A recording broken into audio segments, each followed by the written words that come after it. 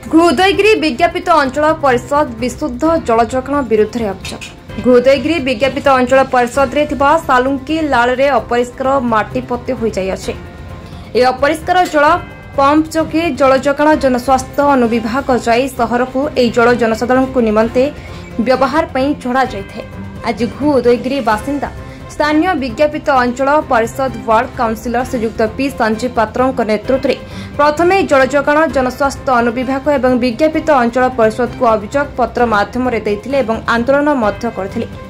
विज्ञापित अंचल परिषद कार्यनिर्वाही अधिकारी श्रीयुक्त आशुतोष गौरवकर प्रतिश्रुति देले 2 दिन भितर चेन जेसीपी आनी सफा करेंगे। यह आंदोलन में सहर बासिंदा श्रीयुक्त एन राजाराव, श्रीयुक्त कान्हू पाणिग्राही, श्रीयुक्त बापूजी साहू, श्रीमती मामी नायक, रवीन्द्र साहू, गुनु प्रधान बहु जनसाधारण जोगदे अभियोग करथिले। कंधमाल जिला घुदयगिरी विज्ञापित अंचल परिषद रो यही नाल जहाँकि सिरकी